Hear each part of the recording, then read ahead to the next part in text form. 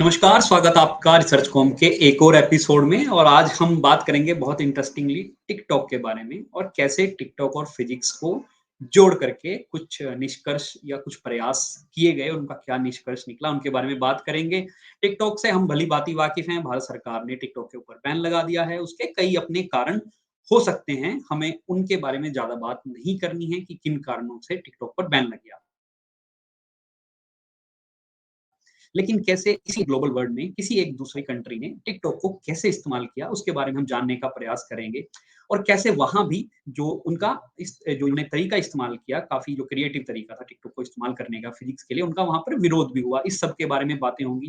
कैसे इन्फ्लुएंसर्स को लाया गया और बच्चों को प्रेरित किया गया फिज़िक्स के बारे में उन इन्फ्लुएंसर्स के ज़रिए, जिनका टिकटॉक पर एक अच्छा खासा बेस था। इसको कैसे एग्ज़ीक्यूट किया गया, इसके पीछे क्या स्ट्रैटेजी थी, क्या उनका सोचना था, ये सब चीज़ों के बारे में हम इस वीडियो के अंदर जानेंगे।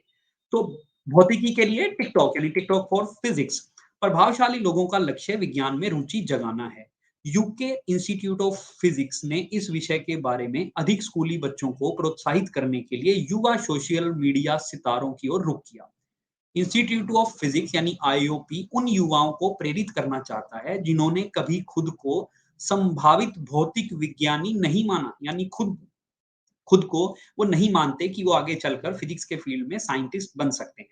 अक्टूबर 2020 में इसने लिमिट इन्होंने मतलब आईओपी ने लिमिटलेस अभियान की शुरुआत की, जिसका उद्देश्य कम प्रतिनिधित्व करने वाले समूहों के युवाओं को ए लेवल पर फिजिक्स का अध्ययन करने के लिए प्रोत्साहित करना है, जो यूके विश्वविद्यालय द्वारा स्नातक पाठ्यक्रम के लिए छात्रों का चयन करने के लिए एक उपयोग की जाने वाली मुख्य योग्यता है। अभियान विषय के बारे में जागरूकता बढ़ाने के लिए हाई प्रोफाइल टिकटॉकर्स का उपयोग करता है। रे मिशेल आईओपी में जो अभियान रणनीति के प्रमुख हैं, जो लंदन में स्थित है और यूनाइटेड किंगडम और आयरलैंड में भौतिक विदों का रिप्रेजेंटेशन करता है, वो बताते हैं कि संस्थान प्रभावशाली लोगों तक क्यों पहुंचा। तो जब उनसे पूछा गया कि आप लिमिटलेस प्रोग्राम के बारे में और बताएं, तो उनका कहना था, अभियान का उद्देश्य अधिक से अधिक युवाओं तक फिजिक्स के बारे में सकारात्मक संदेश पहुंचाना है, विशेषकर उन लोगों तक जिनका वर्तमान में प्रतिनिधित्व कम है।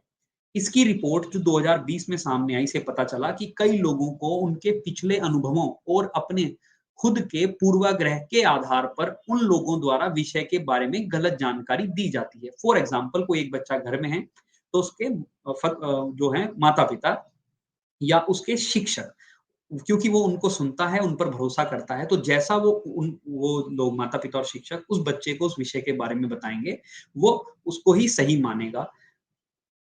इनमें यह रचनात्मकता नहीं है जिन बच्चों में, जो जैसी आइंस्टाइन में खुद को प्रूव करने की, या उनका कहना है कि एज अ इंडिविजुअल अगर आप में आइंस्टाइन जितनी रचनात्मकता नहीं है खुद को प्रूव करने की, तो उन लोगों के लिए अभियान बहुत आवश्यक है।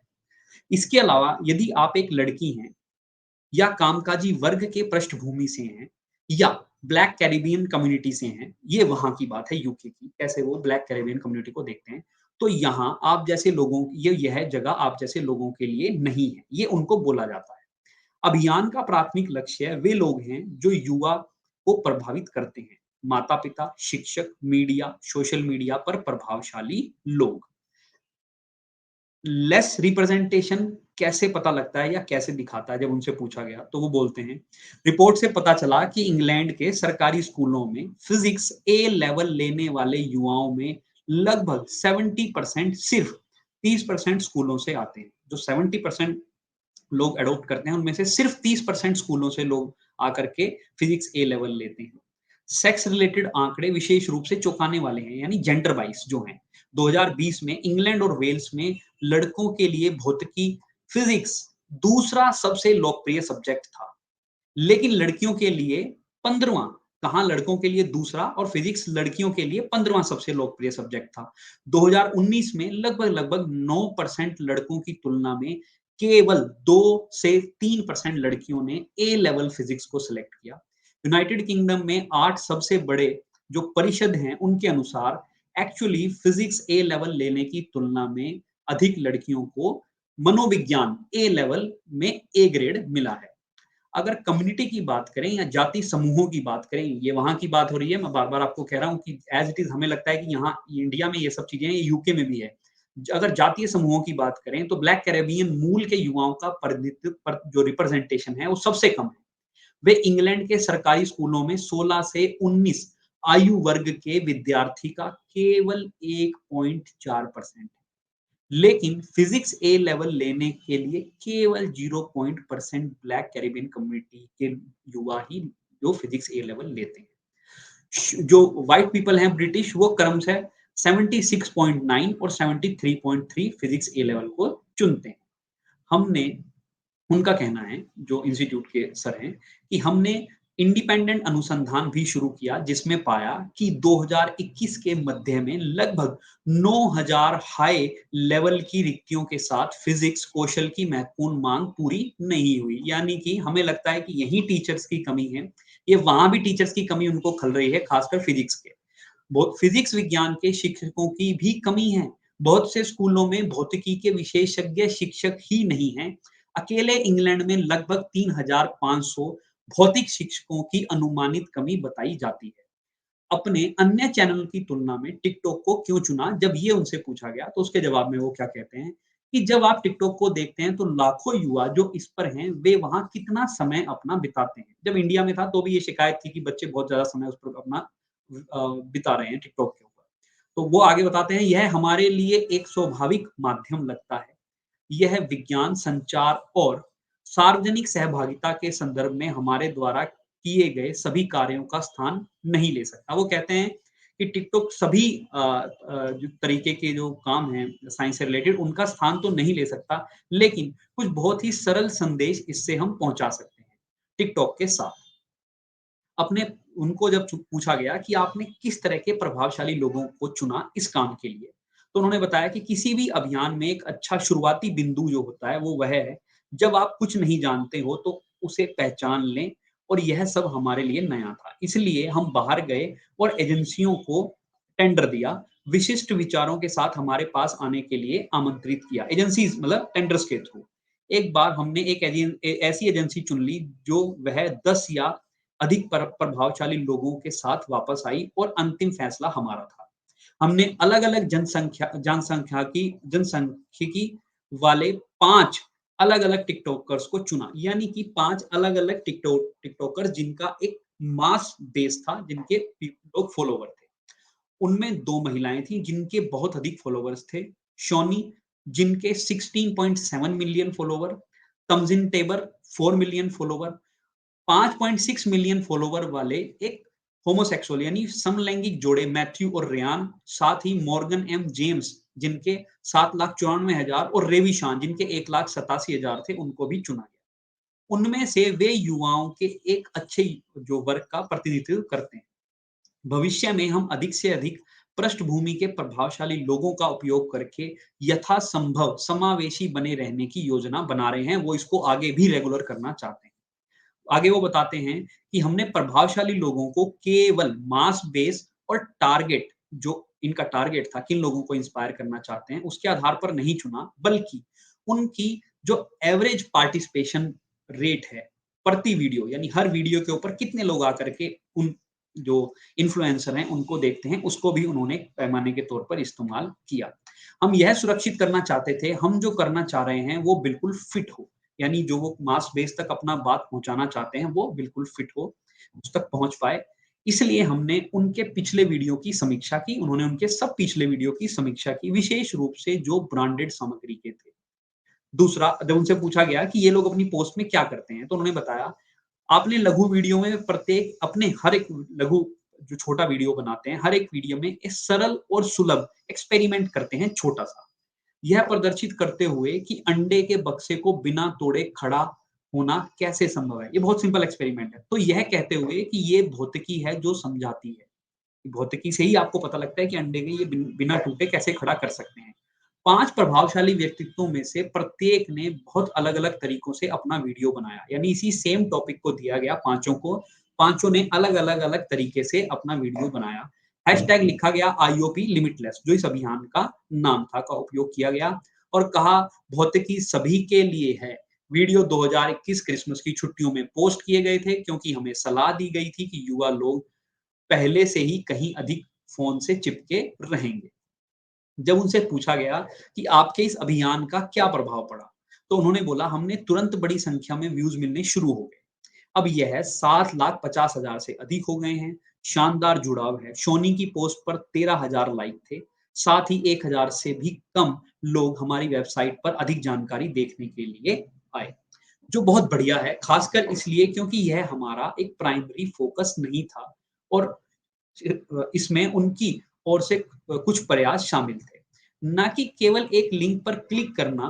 हमें बताया गया कि टिकटॉक पर 8% सहभागिता दर बहुत अच्छी मानी जाती है, यानी 8% अगर लोग आके देखते हैं तो बहुत अच्छा माना जाता है और इस जो अभियान की जो रेट था, जो दर थी, सहभागिता दर, वो 11% है, इसलिए यह शानदार है। उनसे पूछा गया, "आप प्रभावशाली लोगों के साथ कैसे जुड़े?" उन्होंने बताया, "मेरे मन में उनके लिए बहुत सम्मान है और मैं उनके काम को बेहतर ढंग से समझता हूँ। मुझे लगता है कि उनके कौशल को खारिज करना आसान है, लेकिन वीडियो में सारी रचनात्मकता उन्हीं से आई है। हमने उन्हें उन संदेश और सब्जेक्ट के बारे में बहुत हल्का मार्गदर्शन किया, इन्फ्लुएंसर्स को बहुत हल्का मार्गदर्शन दिया गया। बाकी उनके ऊपर छोड़ दिया गया कि वो कैसे उसको क्रिएटिव बनाएँ।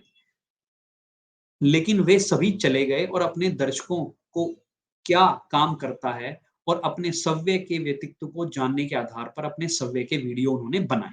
खुद से उन्होंने ये जजमेंट लिया कैसा वीडियो बनाना है। उन्होंने इसमें बहुत प्रयास किया और सोचा। यह आसान लगता है क्योंकि वे वास्तव में इसमें अच्छे हैं। बाद में उससे खर्चे को लेकर के भी सवाल किए गए कि कितना खर्चा वगैरह आया, तो उन्होंने बताया कि हम इसके लिए 10,000 पाउंड की बात कर रहे हैं, उच्च दहाई के बजाय हम निम्न 10, जो मुझे लगता है कि विज्ञापन और अन्य गतिविधियों के साथ उसी पैमाने पर समान दर्शकों तक पहुँचते हैं कि अनुकूल है जैसा हम समझते हैं। क्या सोशल मीडिया अभियान का अंत था?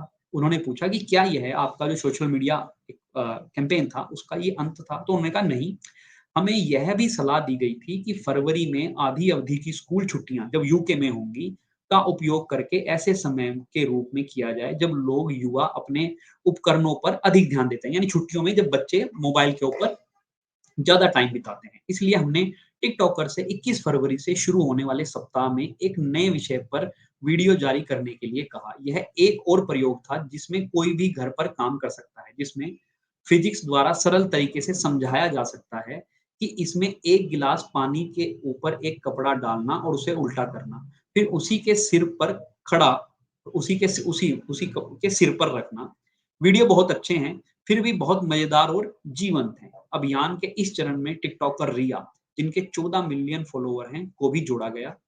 आप अभियान के दीर्घकालिक प्रभाव का मूल्यांकन कैसे करेंगे? जब उनसे ये पूछा गया कि लॉन्ग टर्म में इसका प्रभाव कैसा होगा जो आपने ये आईओपी अभियान चलाया? तो उन्होंने बताया, हमारे अभियान की सफलता का अंतिम पैरामीटर यह होगा कि यदि फिजिक्स में कम प्रतिनिधित्व करने वाले, जैसे अभी ज़िक्र आया था पहले वीडियो में, जो ब्लैक कैरिबियन कम्युनिटी के लोग हैं या और कोई लोग हैं, कामकाजी महिलाएँ हैं, जो जिनका कम रिप्रेजेंटेशन है, तो वो कह रहे हैं कि इसका अभियान को हम उस पैरामीटर पर सक्सेस मानेंगे जब भौतिकी यानी फिजिक्स में कम रिप्रेजेंटेशन करने वाले समूहों के अधिक युवा लोग 16 साल की उम्र में फिजिक्स का अध्ययन करना चुनते हैं, अपने फिजिक्स सब्जेक्ट को चुनते हैं, या तो अध्ययन करना या प्रशिक्षित होना। उदाहरण के लिए यह एक बहुत ही विशिष्ट टारगेट है, स्पेसिफिक टारगेट, यूनिक टारगेट है, लेकिन निसंदेह यह रातों-रात पूरा नहीं होगा, वो इस बात को भी मानते हैं। हर साल हम यूनाइटेड किंगडम और आयरलैंड में सरकारों द्वारा प्रकाशित परीक्षा डेटा की निगरानी करेंगे, यह देखने के लिए कि क्या कोई बदलाव आया है। यानी ये रातों-रात बदलाव नहीं आएगा, तो लॉन्ग टर्म में वो इसके बदलाव की बात करते हैं।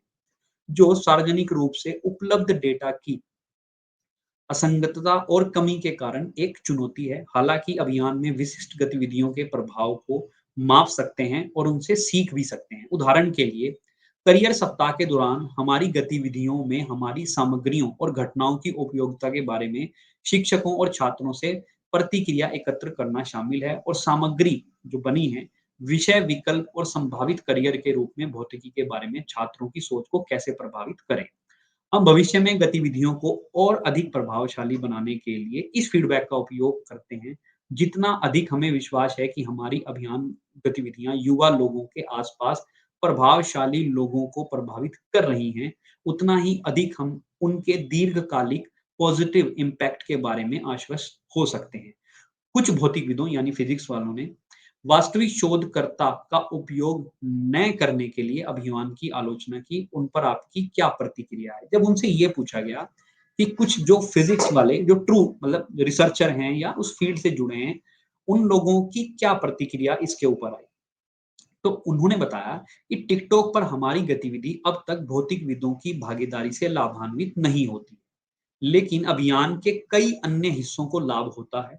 इसे समग्र रूप में देखना इम्पोर्टेंट है। वास्तव में अभियान का एक प्रमुख हिस्सा अधिक फिजिक्स को वहाँ जानने और परिवारों और युवाओं को भौतिकी द्वारा उनके लिए प्रदान किए गए लाभों के बारे में बताने के लिए प्रोत्साहित करता है और समर्थन करना है। हमने युवाओं को बहुत अधिक आश्चर्यचकित होते देखा। उदाहरण के लिए जब एक भौतिक विज्ञानी ने उन्हें बताया कि उनका काम उन्हें दुनिया भर के रोमांचक स्थानों पर ले गया, इस गलत धारणा को दूर करते हुए कि फिजिक्स विज्ञानी ब्लैक बोर्ड पर बड़े समीकरण का काम करने वाली प्रयोगशाला में फंसे हुए हैं। हम भी यही चाहते हैं कि अधिक से अधिक जो लोग हैं, अपने भौतिक विज्ञानी कर्मचारियों को उनके समुदाय में आउटरीच करने में सहायता करें। यह 2022 के अभियान का एक महत्वपूर्ण विषय है। उम्मीद है आपको ये सब जानकारी जानने के बाद काफ़ी इंटरेस्टिंग चीज़ें आपको जानने में सहायता मिलेगी कि जैसे फिज़िक्स के टीचर्स की हम बात करते हैं, वो ना केवल हमारे यहाँ बल्कि यूनाइटेड किंगडम जैसे कंट्री में भी, जहाँ ये तो हम मानते ही हैं ना कि वेतन अच्छा ही मिलता होगा अगर वहाँ कोई पढ़ा रहा होगा, तो वहाँ भी उस टैलेंट की कमी है। और कैसे टिकटॉक का बेहतरीन उपयोग करके वो उस कम्युनिटी को जिनका रिप्रेजेंटेटिव कम है, चाहे वो ब्लैक कैरिबियन कम्युनिटी के लोग हों, वर्किंग फीमेल्स हों या जो लड़कियाँ 15वें नंबर पर फिज़िक्स को चुनती हैं लोकप्रिय विषय के बारे में, उन सबका प्रेज़ेंटेशन बढ़े और कैसे दीर्घकालिक में वो उसको देखते हैं और कैसे वो जो उनका अपोज़ किया गया ट्रेडिशनल जो विज्ञानी हैं या रिसर्चर हैं उनके द्वारा, उसको वो कैसे एक समग्र रूप में देखते हैं कि उनका भी उतना ही इसके अंदर महत्वपूर्ण हो सकता है। लेकिन कैसे उन्होंने टिकटॉक के जो प्रभावशाली लोग थे, उनका इस्तेमाल किया अपना मैसेज कन्वे करने के लिए और उम्मीद है कि ऐसे कुछ इंटरेस्टिंग जो एक्सपेरिमेंट हैं, वो हर जगह दुनिया में हों। धन्यवाद।